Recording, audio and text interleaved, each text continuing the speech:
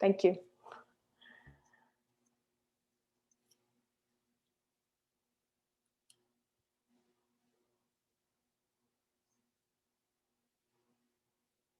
That's all the questions I had.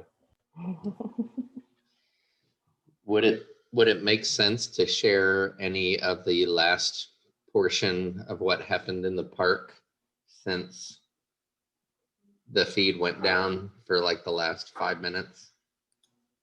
Sure. Yeah, that would be in terms of sort of the next steps of the process. Yeah. Sure. It was Katie, 3 Oscar level performances.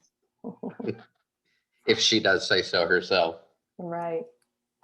Katie, do you have your notes handy? Would you be able to articulate those sort of next step parts? Yeah, just the next step parts. I think that's maybe where it went down. Sarah and Chris, you were the two on the call or on the Zoom. It went down while you were still speaking, Meg. Okay. I'm trying to think of what the last things you said were. Now I'm blanking. So maybe Katie, just sort of the bit about how the next 2 weeks, what the next 2 weeks will look like. Okay, I have it up. It's just I can't. I'm looking at it and not at any of you. So if it looks weird, that's what's going on. Am I? Yep. There we go. Okay. So over the next 2 weeks, lead team wants to invite everyone to join us in discerning and praying for UCC and praying for Meg and the congregation, so that we're all in this collective endeavor of discerning the Lord's will about whether or not we should move forward with, we've already nominated Meg, but now in confirming her in this role. So that isn't just the job of the lead team, that is the job of the whole church, and we're inviting the whole church into that. We also wanted to give everybody an opportunity to share their feedback about Meg via email. So today's meeting is about questions about the process, and the email is for yes, no, maybe, I don't know, I'm happy, I'm unhappy, all of that feedback about this nomination. And could you please send that to Sarah Bowman, who is going to aggregate all that information and then come to the lead team with it. And if you could do that by the 16th, so we're doing this as a 2-week process for you to give us your thoughts while you're praying and you're discerning, and to let us know. Give that to Sarah. And today we are doing questions. Thanks, Katie.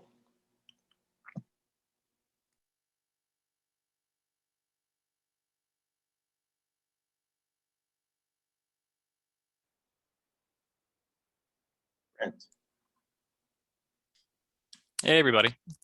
Hey, Brent. I wanted to ask, is the game plan process-wise for all the hiring going to be to announce a preferred candidate, and then it's basically like gather feedback for the couple weeks, and then if there's nothing like groundbreaking, you know, if we don't feel led in a different way, to just confirm that?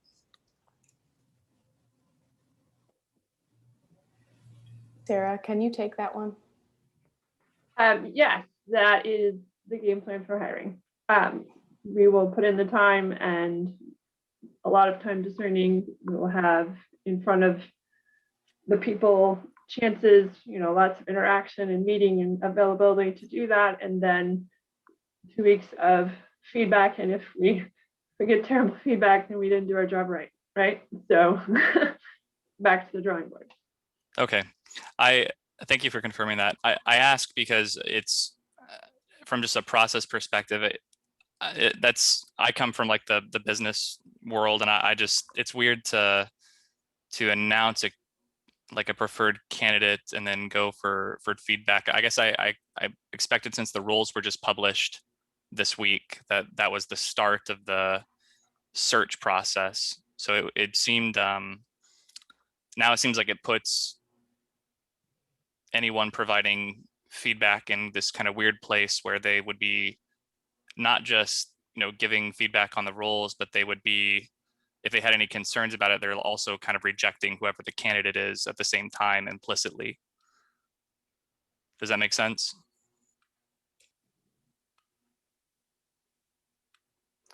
Brent, are you saying if there is feedback on the actual job descriptions themselves?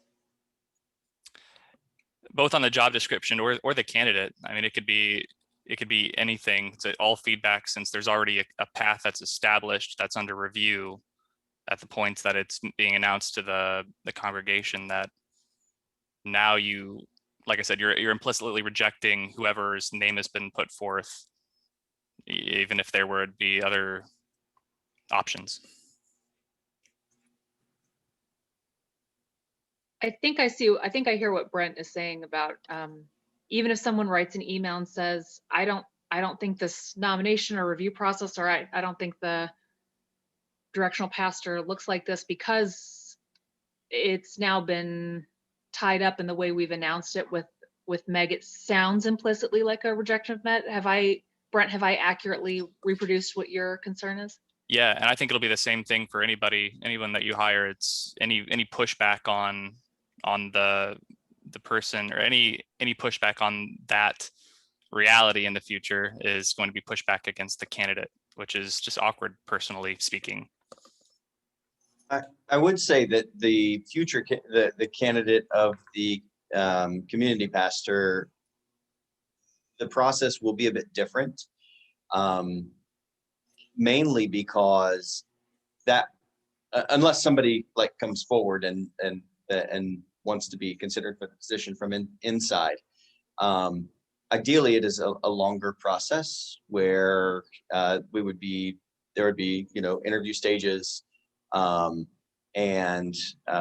then also, like, since the majority of their job, like one of the main parts of their job is going to be speaking to the congregation, there would be opportunities for them to speak to the congregation. So we would be able to get feedback and hear them speak, and we would have feedback sessions after that. Though that's one of the things when we say that there's more processes to come, that's the piece. So I guess the directional pastor is a little bit different just because it's Meg.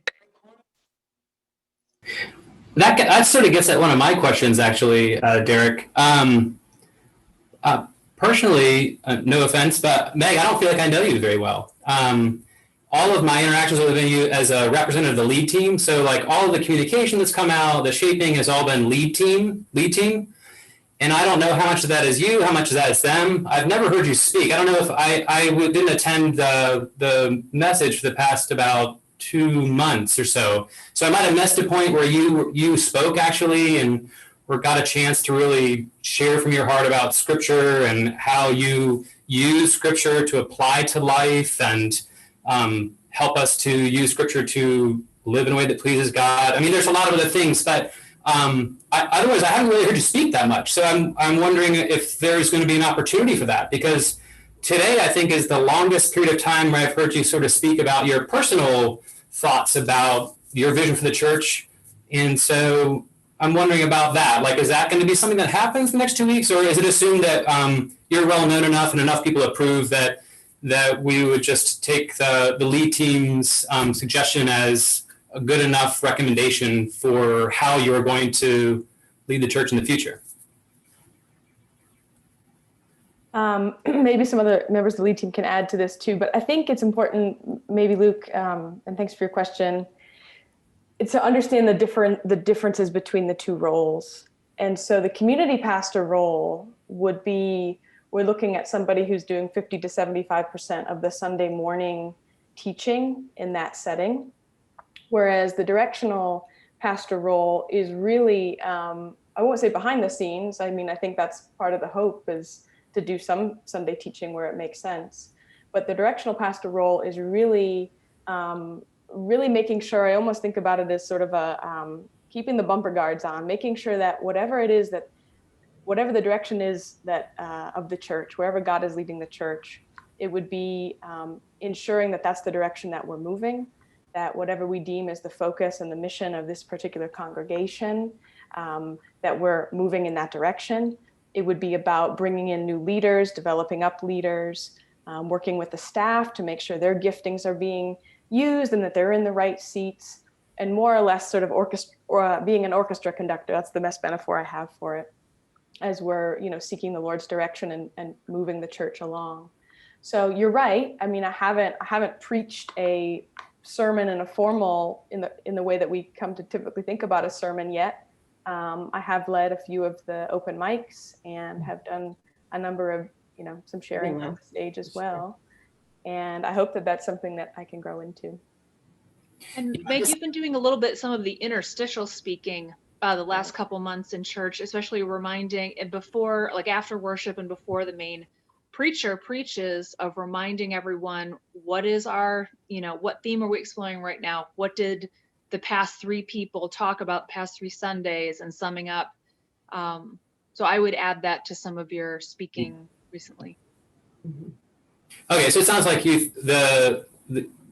that's what has occurred, and that's considered. So there's not going to be any other venues, basically, because that's sort of what I'm asking. Is I think that like your personal theology, your vision for the church is going to have a huge impact on the church, whether you preach or not. And so I feel like I didn't really get to learn about that very well, and I'm wondering if there's going to be an opportunity for that, or it's just expected that we'll grow into that because everyone else has already seen that and thinks that that's the method that we'll use during this process. But did you have a specific question in that regard that you wanted to ask Meg, or? Well, I don't think that I don't want to take up this whole forum, but I'm wondering more about like, what is your theological background? What are the things that you value about Scripture? How do you use Scripture to handle difficult questions? And how do you do that personally? How do you end up counseling other people? So the things that you might get into, like in an interview, like Derek was saying, another person might come and do interview and speak. And so I'm just curious if those things would happen. But yeah, I mean, I don't want to take up the time today to ask a lot of personal questions about you, Meg. I'm more wondering about, is that part of the process or not? Because I think that will inform the way we think about it. Sure. Yeah, I think at the moment that's not part of the process. Okay. But I would also say that the lead team has worked with Meg very closely for a very long time, and we've had a lot of those conversations. So we are not unclear on how Meg would handle any of the situations that you are outlining. And I think it would start with, she would listen to all parties involved. She would seek the Lord and proceed from there. So I guess that's the short answer, so to speak. And any candidate that would come from outside, obviously, yes, there's a lot of questions that we would need to ask, and a lot of getting to know that person that would need to happen, for sure. You're right. So those would be, so the lead team is going to take all that in the future too. Is that what you're saying? Because it sort of touched on how Brent and Derek are talking about the process. Like, it sounds like what you're saying is the lead team does all of that stuff, and then they bring forward the candidate and say, hey, we fully approve this person. Do you have any red flags that you identify? And then if there's not, then we just say, yeah, that's fine, go ahead. Is that what you're saying is the normal process? We don't plan to hide them from you during the process. We plan to put them in front of you at every opportunity that we can. And like Derek said, for instance, if someone were to come and speak, get feedback on their speaking, etc. Meet and greets, opportunities to mingle with the congregation for you to corner them and ask whatever question you have. And so I guess we're just a relational church, and we're going to figure this out relationally. But wouldn't this situation be an exception to the process though? Because I mean, like you said, the roles were just published Thursday. So I know you're not hiding candidates, but like there's only one, and so it's first version of the roles went out a while ago. Actually, we asked for feedback on them, and this is publishing, right? This right. last week. This is not just like brand new information, and we haven't had negative feedback on the roles. That hasn't been addressed, I don't think. Correct me if I'm wrong, team, but yeah, we're putting Meg forward for this role because she's there and she's doing it. I would second what Sarah's saying, is that Meg has been in this role serving the church for about just about a year. So the emails that you've been getting have been from her that, you know, she signs, like the UCC happenings. She's been leading all of our family meetings. So you've been able to see her in leadership role, leading family meetings. So her audition has been, you know, an interview has in a way been going on for a year. This I is, think, sorry, ahead. Sim, go ahead. you go ahead. So this is the kind of the problem that I raised at first, is that I'm trying to ask about the process, but there's a lot of defending of Meg that's happening right now. And that's not what I want to ask about. What is the hiring process going to look like going forward? Because at first we said it was, I think Sarah, you said it's going to look like this, but then it sounded like from Derek that it's going to be a little bit different with more like stage speaking. Is the hiring of the directional pastor an exception in this case? You know, Meg's identity is that set aside. So yeah, I'll try and address that. So for both the pastoral roles, the process is pretty much the same. And one of the things that we talked about that I'm not sure who brought it up is that we want to bring up leaders from within the church. And so if there is somebody from within, they're going to be, you know, they're going to take priority over, you know, that's where we look first. And if there's somebody, then we bring them up and then we present them. If there is nobody from within, then we start looking through our personal networks or church networks. And then if there's nobody within that, then it becomes like a broad open, hey, let's list this on some website or whatever. So those are kind of like the 3 stages of what we're looking at. In this case, with the directional pastor, we feel like we have somebody in that first stage. So we haven't had to go to the second stage or the third stage yet, unless this feedback process leads us otherwise saying that no, Meg isn't the right one, then we would open it back. We would still be in this first stage, see if there's anybody else within that stage. And if there's nobody, then it moves on to the next one. If that makes any sense. And It does. for Yep. if it's an outsider from outside UCC, it's not a probational period, but there's a period where they are going to get to know the people and we're going to get to know them before they get ordained or officially set in that role. Although they would be, you know, we'd hire them and they'd be paid with the intent of them staying. But if something happens within that period and we find that it's not a good match or something, then, you know, then would have that. But for Meg, since she's already been here a year or over a year, people longer, have had that opportunity to interact and stuff. And so that requirement, that, you know, that get to know UCC and let UCC get to know you, that period has already, we feel like that requirement has already been met.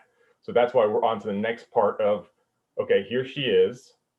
This is, you know, she shared, and now this is the feedback part, which would happen at this stage if it was an outside person after their year of getting to know us. Does that make any sense? Does that help? Yeah, that helped me a lot, Sim. Thank you. Okay. I now understand it's like it can be a multi-step process depending on how close the person is to the community. So Looking inside and out. And then just one last thing to button up my understanding. So if let's say we don't find somebody for the community pastor internally, then the plan will it continue to be wherever we find them, it will be one person that's put forward by the lead team, and then the review period. I have no idea how many candidates we'll have, so. Yeah, we're not quite sure on that yet because we're not there yet. You know, when we know that, you know, when Anthony was drawn away from us, unfortunately, he was one of 2 of 300. He was down to one of, I think, 4 or 6, and then he became one of 2. And then he got that position. So, I mean, I imagine that if it does go to a broader search, that there would be multiple candidates that we would find. unless we like found somebody and they're like, you know, God has definitely sent this person to come to us for for this role. Like, I mean, we pray that that's exactly what's going to happen. Like, we're going to have the perfect person and everybody's going to be happy and hunky dory. But, you know, that also is, that also might not be the case. And we might be doing multiple interviews and having multiple people speak. We're just not sure. We don't have those candidates yet. We're just now starting that process. Okay, so it's I- possible we'll be in a position in the future where if you want to provide any feedback that could be negative for not the candidates, but for the position, since it's a couple of them are drafted, but there's still other things to clarify about, like evangelism on campus, for example, like still figuring stuff that out, and that's important too.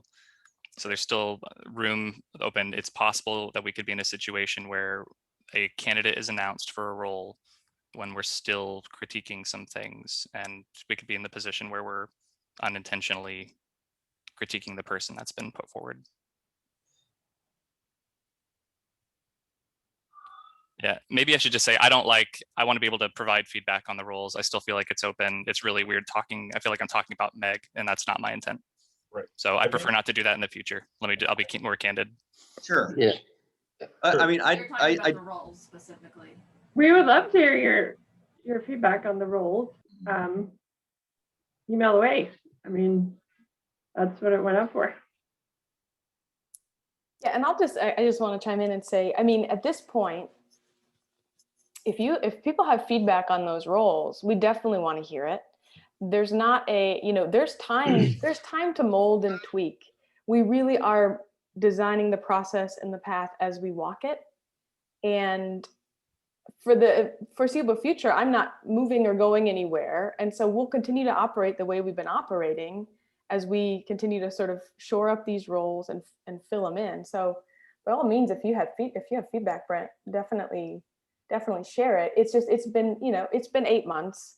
We want to get this train going, and we are really designing the process as we walk it, because we don't have a process. That's part of the challenge. How do we bring in new leaders and ordain them? We don't have anything. This is the first time we're doing it. So there's going to be kinks, and it's going to be a little wonky, and bear with us. Okay. And I don't feel offended. There's nothing you've said that I don't take it personally, anything you've said. Okay, good. And the job descriptions aren't necessarily comprehensive to like the roles and everything that might be done on a daily basis, but they give you, a pretty good idea. So yeah, I feel like there's room to flex and to mold. Okay, I have another question. So, but I'm going to pause and I'll let others, in case it's a little bit different angle. So I'll just wait and see if anybody else wants to ask about this specific thing. Sim mentioned the tiered candidate evaluation process for the community speaker, and to me it sounds like if someone comes in is nominated internally, in order to cast a wider net, you have to reject the internal candidate, which is kind of a painful process. And then even if no one comes up, we would have to reject a friend of the church. So it seems like I kind of see the advantage to casting a wide net initially, and then if the internal candidate is compared against numerous outsiders and we feel like they're still the best, we would have even more confidence in them. Whereas, we never even get to see the wider net of applicants unless we've rejected somebody who, we see every week and we care about, and that's a difficult process. So I think from, I don't have a lot of corporate experience or anything like that, but in medicine, there is kind of more of a, you kind of start casting the wide net. Brent mentioned business. So I kind of wanted to give that feedback, because this kind of tiered approach seems to me like it could be kind of problematic. Thank you. That's actually really good feedback. I don't think that I totally see where you're coming from, and I've seen positions shopped both directions. They have the person in mind, and they they bring in all these other people, these applicants, and then they shut them, and then it's basically cannon fodder. Like that's all that those people are, cannon Right, fodder, that's not and they're ideal, just is set it? aside, which is I don't know. I think that we kind of feel like the spirit will guide us if we have a person locally that is part of our body that wants to be in that role. I feel like that we would know. I mean, Yeah, and We just I do. think it's a great point, Chris, and I think there may be a clarification. We do want to open it up because we value growing people up from within. We want to open it up for people to apply to be considered in the discernment process. So I actually think it's a little less of that rigid tier. It is a bit more of a both and that same screen that we'd be applying for any external candidate would have to be applied for an internal candidate. And we'll just have to do that dance delicately, I would think. Oh, yeah, no, that's good to hear. Shannon, go ahead. So, first off, I respect the work that you all have done for the last 8 months, and I know it has been less than pleasant to both see all the transitions happen and then to wrestle with these documents. My concern is kind of echoed and what Chris said and also what Brent said. And I'm talking about, I guess, the lead team and not necessarily the role of community pastor or directional pastor. I am wondering how we are going to negotiate a lead team that has such a long tenure, that calls people into itself and vets those people, I guess, without a lot of additional voices throughout the church, kind of much like we're being asked to bring Meg on as the directional pastor, approved by the lead team, and we have an opportunity to offer feedback on that selection process. My fear is that the lead team could become an insular, echo chamber without dissension or without, pushback. And I get that, we're all on this path where we're trying to discern God's will, but I see some potential dangers in having it set up without a lot of feedback. One example is the lead team gets to evaluate itself. Is that the best situation? So maybe some thoughts on that.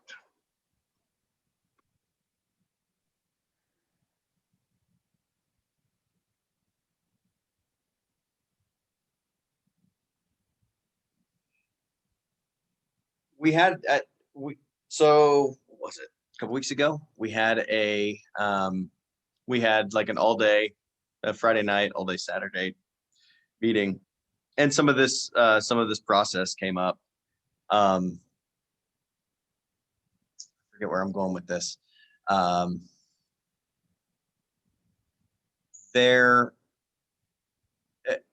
of the conversation is we start interviewing individuals. That process and of being part of a selection committee is a heavy process, and it takes a lot of time, and we're not there yet to say, is it just the lead team that's making the selection, that's the selection committee, or are we bringing outsiders in? Anybody else that would want to come into that, I believe, somebody can correct me if I'm wrong, but I believe that we would welcome outsiders to that process. Yeah. So it's not just the 6 of us People trying to make this decision. So we'll be the first to admit that we don't know it all and we don't have all the answers, and that we need people that have a lot more experience or a lot of other experiences, like yourself, Doug, like everyone in our congregation. But being part of that process is going to be a very large time commitment, is my assumption. I mean, I would guess that it would be. So that being said, we haven't like cast a net for that yet, to get people to be on an external search committee, to be able to start processing candidates for those other roles. So just to clarify, and thank you, Derek, maybe my question focused not necessarily on the directional or the community pastor, but on how the lead team itself is formed, how people become members of the lead team, how long their tenure is on the lead team, how they are evaluated as lead team members. It all appears to be internal to themselves.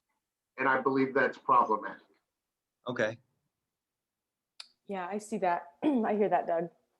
And I think you're right. Yeah, I'm just looking at the document called UCC Leadership Structure, and page 6 and 7 kind of outline that lead team selection, where it is this kind of, as opposed to a annual turnover every other year, where we're kind of casting a wide net and saying, who wants to be on the lead team?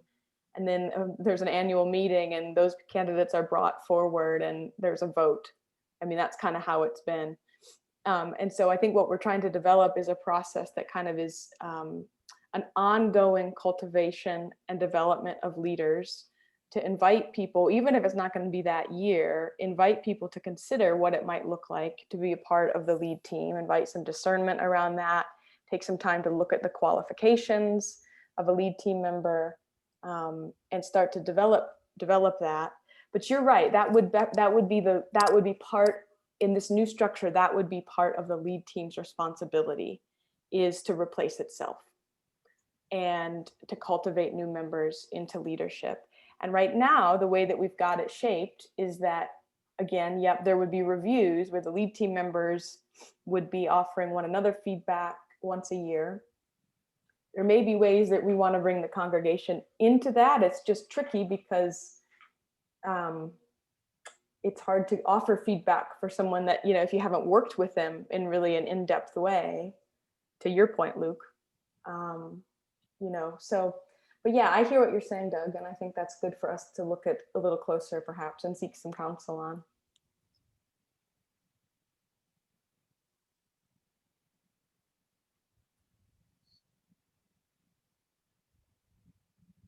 Yeah, that Friday and Saturday that Derek was talking about, Jim Pace was here, who's been advising us on this, and there is some benefit to having continuity on the leadership team.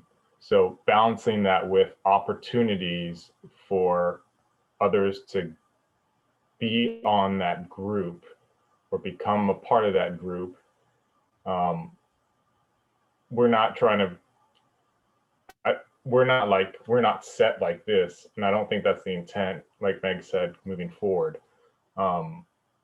So how do we provide stability while still providing opportunity for leaders to grow up into these positions?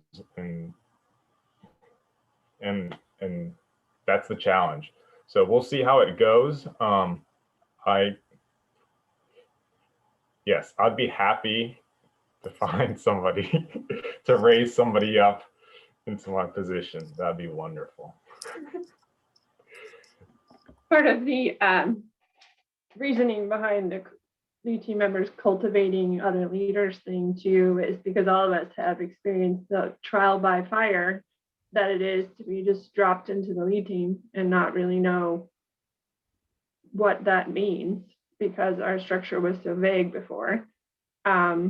And to feel like you spend the first year just sort of figuring it out, and then after that you're taking tentative steps forward because there's no direct one-on-one mentorship in our past structure.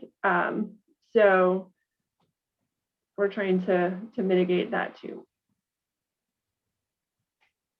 I was wondering, so are these documents, are these like the new bylaws? Because I remember early on that was like identified as one of the core things that really needed to be rewritten. But I don't think I've ever seen any new draft of bylaws. So will these be codified, or is that like a separate step in this process? Yeah, that'd be a separate step.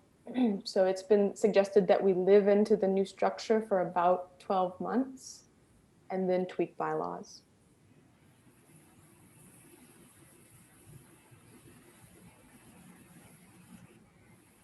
And we've gotten that from multiple consultants.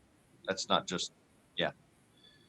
Which we're like, oh, okay. Well, because obviously Luke, like, yes, we were saying, yeah, we have to update this. This is something we have to change. But I guess we haven't communicated that. So sorry. Yeah, I guess I have similar concern about what Dick's saying, but I think there's not an easy answer. I mean, because the current structure, like for instance, bringing on Chris and Scott to the lead team, I don't even know if there were other candidates that were vetted, and then you guys selected these two, and then they were approved, or they're the only ones that volunteered. So like the opaqueness of that process, I think, can be problematic because it can create like the perception of things not being done clearly on purpose, maybe. And then like, if you don't have a lot of time, like your job itself, I imagine is very burdensome and takes a lot of time. Like I realize vetting or selection committee, like that's a lot of time, but it sounds like if you're having a hard time doing what you're already doing, then it would make sense if you asked other people to help with that. And I don't think that other people are going to just volunteer to intervene in a selection process unless there's an explicit committee created or like a call for that job. It would just take a lot of, I don't know. I think people are trying to trust you that you know what's happening. And so unless you ask for that help, I don't think people are going to say like, hey, we need a selection committee and I want to be on it. And I've got some friends who want to be on it. That just seems a little bit unrealistic to think people would be willing to really step out that far outside their comfort zone. Or maybe that's just me. I don't know. I mean, I wouldn't want to do like create a committee, say, hey, we've got a committee. Yeah. Again, we're not there yet. And I feel like that there would be a call, like we would have like an idea of what the selection committee and what the workload may be for that selection committee, so that we can put it out there like here's a description of people that are going to be on the selection committee, and here's an estimated time allotment that's going to be required. So if you're interested, please contact so-and-so on the lead team and they'll start helping through that process. We're just not there yet. Yeah, and I realize like even if there were other people and you guys vetted and selected to, like if you had offered more names but put it to a congregational vote, like that's a different leadership style. That's like, you know, congregational. So I don't really know. I think what you've chosen is saying like the Sure. congregation just affirms stuff, and that seems to be pretty consistent. But yeah, I guess it hasn't been clear that if things being reworked, if that's the new model, or you're just living into it and it's going to be described more clearly later and stuff. So we did have more people that were nominated, and we talked with many people, with other people that were nominated, and some of them stepped into commission roles instead of lead team. Some of them stepped into lead team roles, like Chris and Scott, and some just said, you know what, I'm tapped. Thanks for nominating me, but no thanks. So there were definitely more folks than just the two that were brought forward. It's always been a process that's handled on the inside. Before it was always normally Anthony Anthony and a lead team volunteer started the nomination process and started working and vetting people. So that is that's the way it was before. We tweaked that a little as being more of an open calling this year, but all of the nominees, because I guess we didn't produce all that. So if we did, you might say, well, why didn't well, we nominated Marty. Well, why didn't Marty take the position? Well, Marty might be too busy. Why Marty wouldn't have taken a position? Marty wasn't one of them, by the way. But just using him as an example because I'm seeing his face right here. But like, you know, he, but yeah, he wasn't, you know, why wasn't Marty? Well, it doesn't matter why he wasn't. He decided he didn't want to, he didn't have time, whatever the purpose. Maybe he felt like he wasn't ready for that, or maybe he wants to do a commission first. There's lots, yeah. So again, I would say there's a lot of ways that we could be doing stuff. We're just, I think that we're doing well. It's not perfect. I don't know. I'm not saying that I don't even know all the options. There are many, but I think more clarity, especially in a phase where you're changing a lot of things, can always help. So as much as possible, as you guys have been doing, I mean, you're describing things, you're creating documents. So things like that, when you're selecting leaders, that can be a helpful thing to describe what it is exactly the process is. And so there's always going to be people that like that process and want another one. And there's lots of different ways you can do things. But yeah, I think that getting a little from the original questions maybe, but just some feedback. Yeah. Thank you. I think all of these questions are all centered around clarity and how things are done and whatever. And Monica and I have been around the church, I don't know, I think 5 or 6 years now, and never seen any kind of documentation or how things are done or anything like that. And I feel, and there's been a lot. I mean, the majority of the work done to this point behind the scenes has been around, okay, things can't fly like this anymore. Like there needs to be clarity and people need to know what they're signing up for and need to know what the church that they're attending, where it stands on things. And that's so all of this, like hours and hours and hours are going on behind the scenes, like seeking counsel and seeking advice and getting templates from other people of how other churches or organizations handle things and kind of boiling that down into, okay, this makes sense for UCC and getting it all kind of put out there. So hopefully walking forward, everybody does have some sort of clarity on how, and some of the documents are going to be living and they're going to change as probably all the documents are going to be living and kind of change and be tweaked as we move forward. But I think probably 90% of the work that's been done behind the scenes has been trying to get everything down into, word form of how we handle things and where we go from here and processes. And so there is clarity for everyone. So there's not this feeling of there's something weird going on behind the scenes or, something shady, so that everybody, can be on the same page and feel good about where we're moving forward.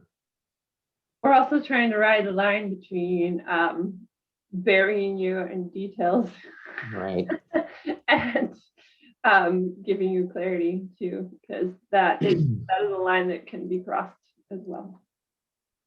Yes.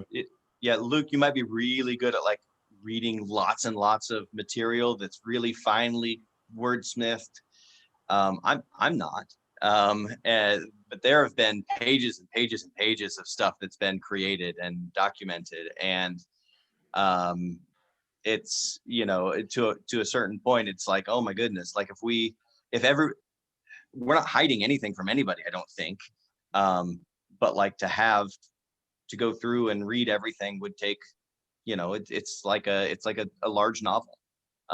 It would take time, so we try and part it down and make it easy and streamlined and as simple as possible. Speaking of time, I'm mindful of our time, and I know there are a lot of quiet voices. So is there anybody that hasn't spoken yet that would like to ask a question or offer feedback or just speak?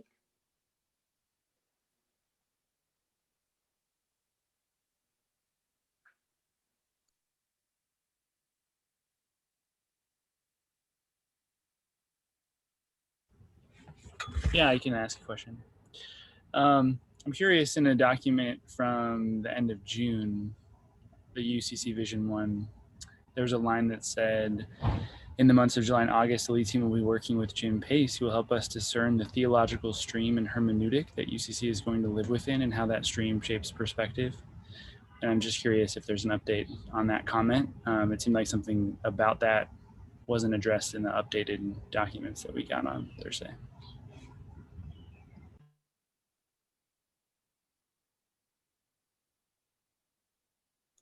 I can try to take that. Thank you, Andrew. Yeah, so Jim was here for 2 days a couple weeks ago.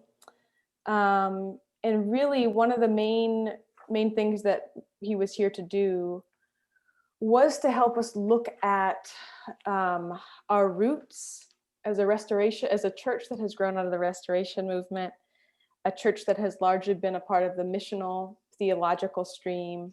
Talk to each of us as individual leaders, sort of where we sit, what biases we hold, what about the UCC theological framework has resonated, where has it felt daunting, where does even a conversation around theology get daunting, all of these types of things. And I would say that it was, and please others join in, I feel like it was some teaching. Jen was doing some teaching for us as we were starting to get into an understanding of when it even comes to defining the theology that a church is going to, the stream that a church is going to swim in, what's even the process for going about determining that, discerning that. And so what Jim was here to do was to help give us a bit of a framework to see where have we been, what's the stream that we've generally been in, which Mandy and Anthony would have been the ones really steering, and then help us understand if we were going to make any choices or shifts, what would be the process to do that. So that's really the work that we did, Andrew, and that was just a couple of weeks ago. So I think if others want to add, this is stuff that is still, a big something that we're holding. One of the big rocks is how do we shore some of that up? As a lead team, it is the job of the leaders to, be a backstop to some extent. And so this is kind of where we're at in the process. We're just starting to get our heads around it. Does anyone else want to add to anything there?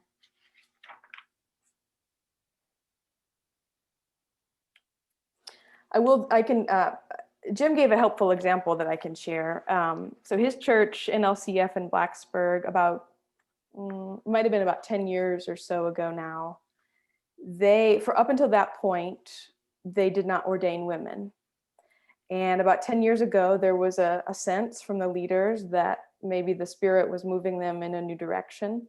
And they wanted to go through a process really to engage a communal, reflective process to see about this sort of shift, which would be a shift from them out of the theology that they were holding. And Jim outlined a process that really was about a year. It was a 12-month process that him, and it wasn't just the leaders, it was about 30 people from the church committed to look at this issue closer, to look at the theology closer. And some of the things that the church needed to do and had to do to make that kind of change in the church was first to commit to going through this process together, which again was about a year-long process, do a lot of reading and studying together. They brought in people from both sides of that particular issue to share perspective. And allow the church to hear and to listen to that. They really gave just room for some submissive listening as they sought to see where is the Spirit moving in this, and is this something as a church that we want to shift or make a move on. There was no vote. It was essentially a discernment process where they got to a place of a majority, and it became a simplified choice that they were going to ordain women in their church. So what he's trying to help us do, I think, is lay out a process for, when we are trying to discern some of those bigger theological things, how would we even go about doing that? There's a few details to the end of that story. Actually, one of their last meetings, they actually invited like the premier guy who is, men are in the leadership, and he gave he's an expert in it and gave this compelling presentation. And at the end of it, Jim felt prompted to, although it wasn't a vote, Jim felt prompted to ask, like, where do you guys, as of right now, what do you guys think? Like, where do you sit on the issue? And Jim was like, this is going to be awful because why am I even asking this? But he felt prompted to ask, like, where's everybody at this point after hearing this? And because he was thinking, okay, man, this guy just blew it up for the other side or whatever.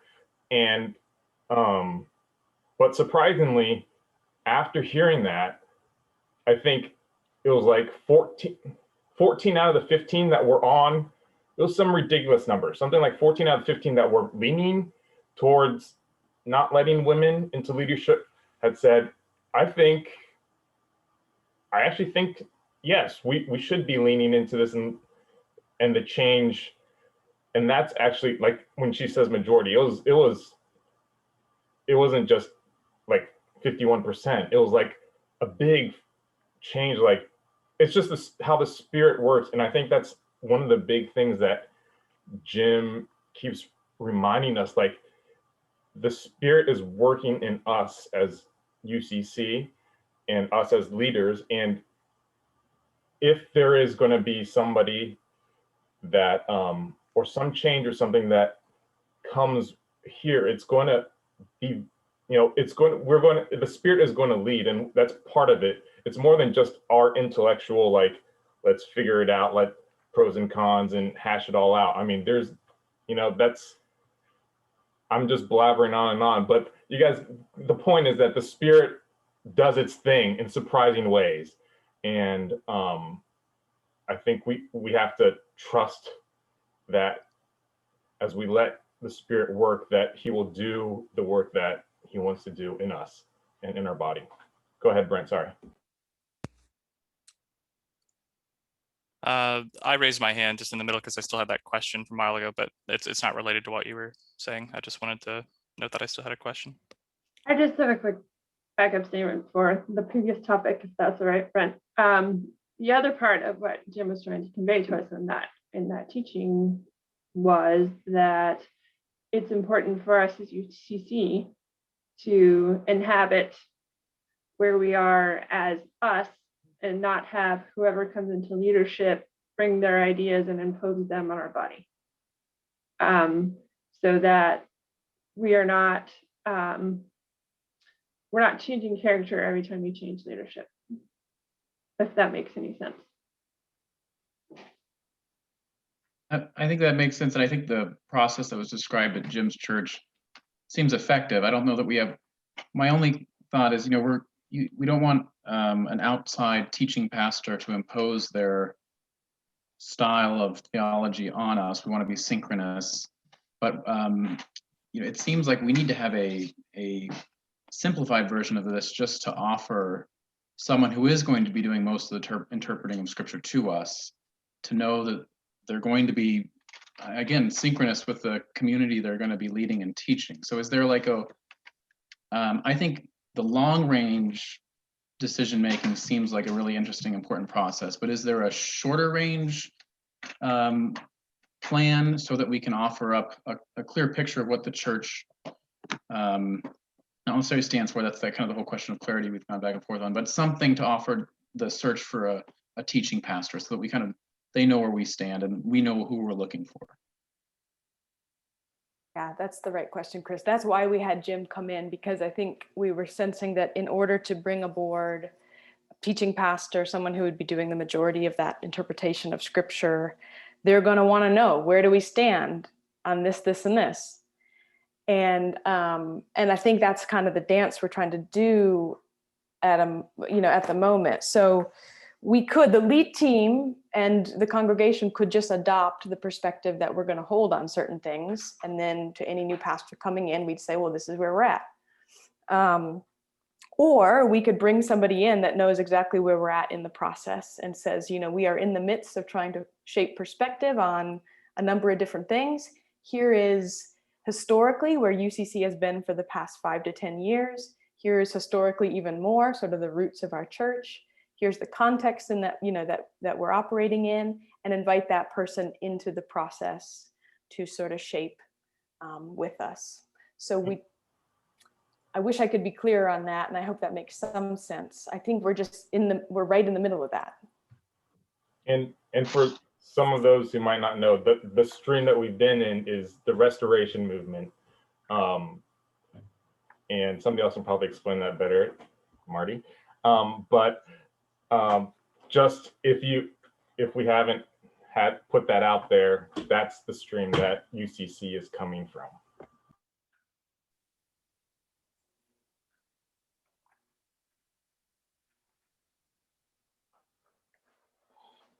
Yeah, I think that makes sense, just being honest with candidates. I think there's maybe a little more of a risk of the imposition of someone's perspective if there's just a wide latitude and we don't really know where we're going to land. But I that's the reality of where we're at. So I get it.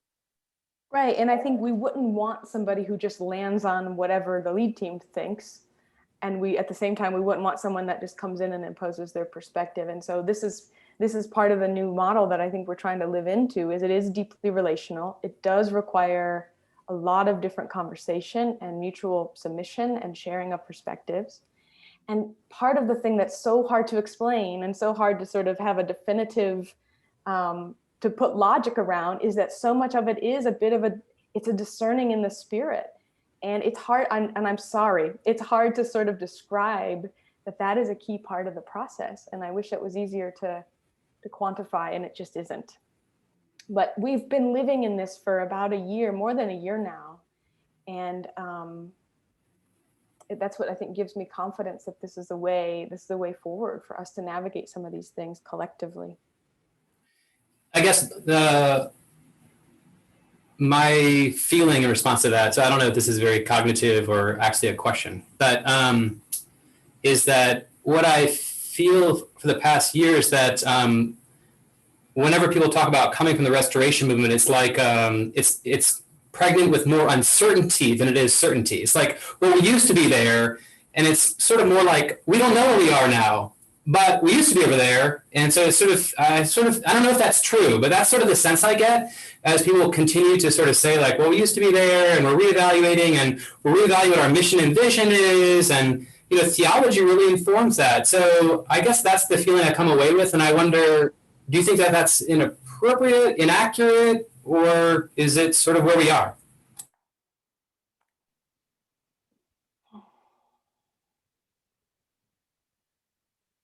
Marty, could you lend some of your eloquence to the whole restoration movement idea for those that might be wondering what exactly that means still at this point?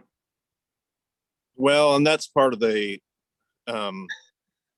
issue is how we have incarnated the restoration movement, how we understand it over the last 200 years, because we understand it so wildly differently.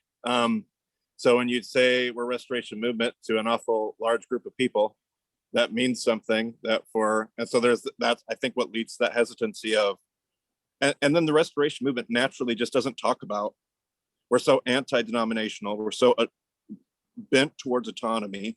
We don't talk about it because we never want to build this denominational brand. Just that's our natural posture. And so we don't, and so there's a sense of ignorance on one hand of, I don't even really even know what the restoration movement is. And then there's this sense of like, but which restoration movement are we talking about?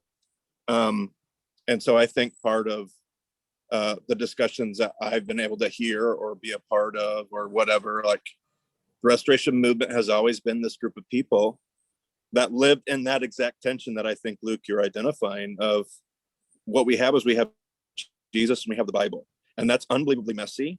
But that was also where we were the most beautiful movement ever, pulling people in, bringing unity, inviting belonging to the table. Like that was when the restoration movement shined the brightest, both in kingdom and in whatever metric you want to use.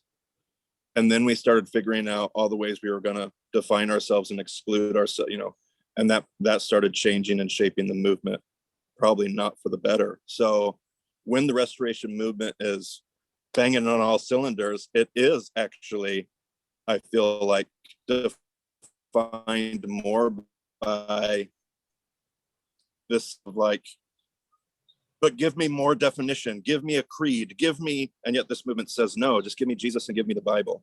And we're going to walk together in that. And those will be our two guiding, those will be our bumper rails along the gutters of this lane that we're bowling in. Like that will, those are the things that make this conversation less easy. But I always get excited because I'm like, but that's more true to the movement that I was taught about in our own Bible colleges. So it gets me both excited and frustrated, and I can appreciate both. Meg, I had a quick question, please. Oh, go ahead, Jack. If it's hard to articulate this, and I can identify with what you're saying, is that, are there any examples you could share with the call where you could describe how the discernment process seemed to be authentic and genuine and a bearing of good fruit? The process that we've been in this year, Jack? Yeah, because I know that there is a lot of spirit talk and discernment talk and all those sort of things, which I think is great talk for sure. But I'm wondering, sometimes we say things that aren't actually happening at a deeper level as we even hope.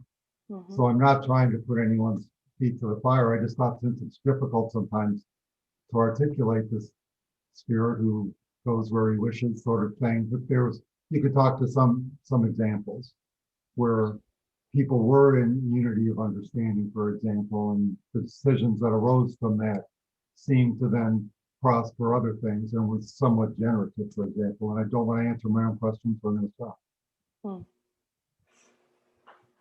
Yeah, well, I mean, please others jump in too. I think that, Emily Hill and I were just chatting earlier this week, because this time last year was the beginning of when it was about to get really hard as a lead team and as a staff team. And we were to the point, the lead team was having to meet multiple nights a week for many weeks, because the choices that were coming to bear, the conflict that was sort of emerging and bubbling up, and all the different pieces that were coming together were requiring fast decisions. More, and none of us had ever navigated that before. And so there were so many evenings, and it was on Zoom calls, long Zoom calls, where we felt like, this is what we've got to do. This makes the most sense. This is even some of the counsel we're getting. We have to make this choice. And after holding a space of prayer, because these are like, these are our people, our friends. I mean, they were complicated choices that none of us wanted to have to make. And there would be moments where we would just say, let's stop and we need to pray. And there were some moments where something turned, or somebody said, I can't, we need to talk about this a little bit longer. There's something in me that's hesitating, or I've got to get on a call now because something has emerged for me and we need to talk about it. We can't make this choice. Something else is happening. And it would be moments like that. And what I've seen in this team, and Chris and Scott have just folded right into that so beautifully, but what I've seen in this team, and Emily was a part of that last year, was just a willingness, no matter how long it took, and it would take a long time, to sit and to listen and to trust that the Spirit was going to work. And we did that number of times. And so there were multiple examples, I think, Jack, of that happening. And that informed a lot of our choices and a lot of our decision making. And a few specific examples would be when we were trying to select somebody to help us through the conflict resolution or the peacemaking process. We were leaning heavily towards one person, and then like that final kind of like, let's have this week or two to pray about it, and then we ended up all landing on this other person. That was one particular incident and example, and the other one was actually when we were looking for somebody to help us walk through this transitional period. Jim wasn't actually at some point, Jim wasn't actually the forerunner. There were actually some concerns about like Ecclesia Network and stuff like that. But after, you know, people we got more information and people shared and we learned some more things, we ended up going with Jim instead of the other candidate that we have been considering as the primary. So those kinds of things where it's like our cognition's like, okay, let's pick this guy, and then all of a sudden it's like, hold on, you're supposed to go with this guy. And it's there's no other way to explain it except that it's the Spirit working in us as a group. So if that's more specific in terms of examples, I don't know if that's what you're looking for, Jack.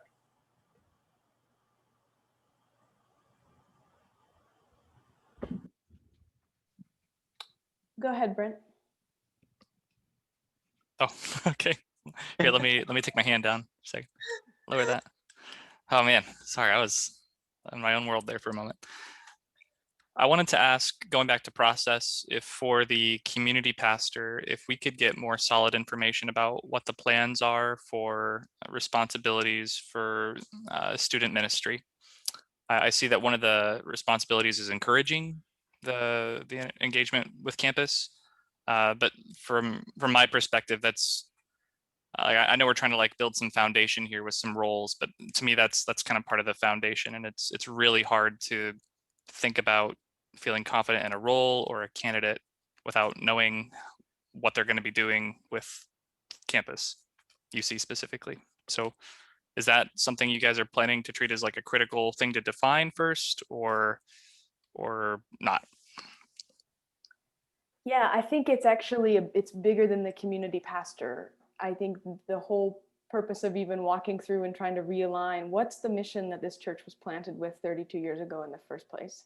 And it was to be a ministry to the university. And so part of our proposal to reincorporate that language even into the mission statement, which we have right now, is I've seen it. Right, is that everything we do needs to integrate that reality that the university and this neighborhood is where we've been placed with a particular purpose and call. So I would say that, yeah, it would be a huge part of identifying the community pastor. And I would also say that it would be a huge part in a lot of stuff that we start to do moving forward. And I will also say candidly, we are in a place of discernment around what does campus ministry at UCC look like? Do we need to have somebody who's sort of a campus catalyst, who's specifically focused on making sure that college-age students feel integrated and whole and a part of the community, maybe working with Marty and Josh and Andrew and Hannah and Emily and other campus ministers to sort of forge connections? Is that a person? Is that a part-time person? Or, you know, is there some way that that's already happening that we can sort of bake in? So we're thinking about that. It's top of mind. We just haven't quite gotten to that piece yet. Okay, and just to confirm, that will be communicated what the expectation is before you start searching for a community pastor. Did I understand that right? Can you ask your question a different way?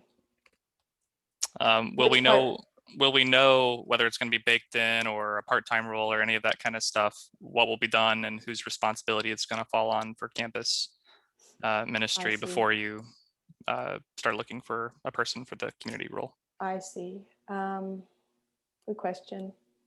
I mean, I think that kind of in the next couple of weeks is where we're trying to focus on that, because we've got students coming back. So can I get back to you on that question? I don't know. I mean, hopefully. Okay, yeah.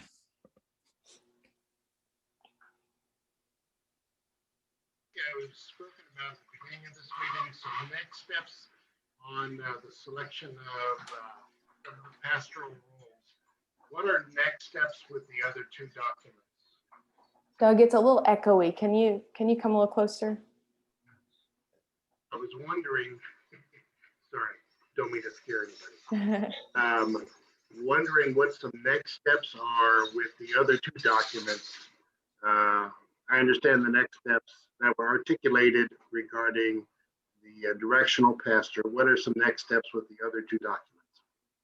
The other two being the mission, vision, values doc, and then the leadership structure. So thank you. Yeah. So I think again we're looking for feedback. I think all of the way that we've been trying to work is, you know, putting out some wet cement and saying, how does this resonate? Does this feel like UCC? What are we missing? What are we not seeing? And just offer that feedback. These are living, breathing documents. Nothing's being published on the website. We'd like to get there pretty soon. But if you have feedback, we welcome it 100%. All of these documents have come now from a good 8-9 months of listening in group calls like this and one-on-one conversations of discerning and praying in the Spirit. And so I think we all as a lead team feel pretty good about where we're headed, but it's now kind of, this is the gut check. Are we in the right, is this the right direction? And we would need to hear from you all about that. I love the wet cement, the wet cement verbiage. Help us mold it. Yeah, It mix needs changing. some stuff in there, please. Yeah. If we're missing something, Yeah. like we need to know, like if we're, yeah. So thank you to all those who have been bringing up very good points in this meeting. So we appreciate your input, and that is definitely an important part of the lead team's discernment process. You are part of the discernment process. It just has to get funneled somewhere. And so we want that. We definitely want that, and we appreciate it.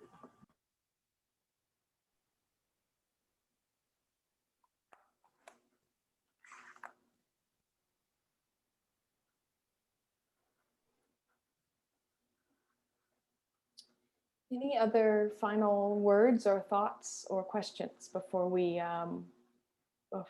wrap up?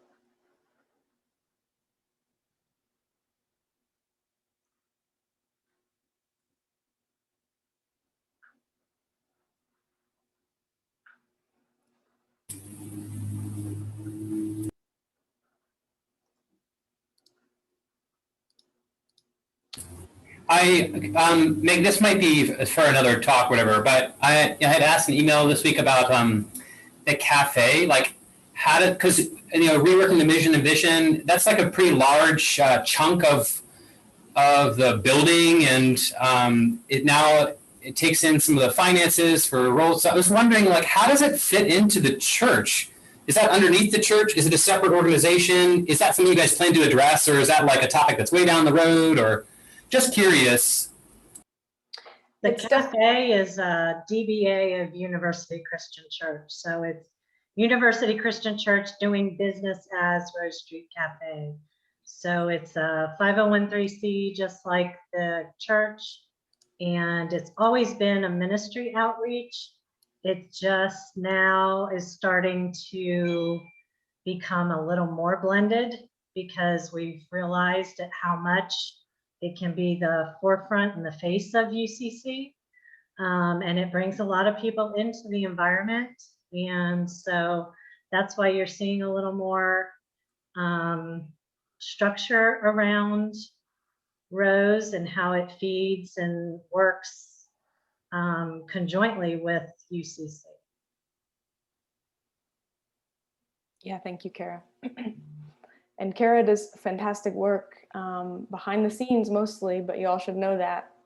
Fantastic work keeping our resources, stewarding our resources well for the cafe side and the church side. And Josh and Jennifer, who I think are on the call, also work pretty diligently. The cafe baristas and that team are the ones in the building the most.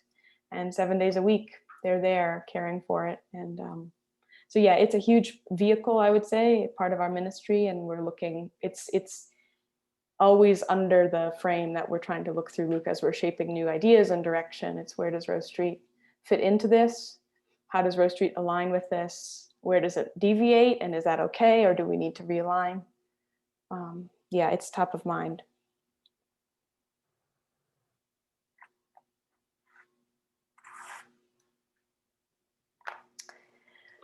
Well, I'm going to pray.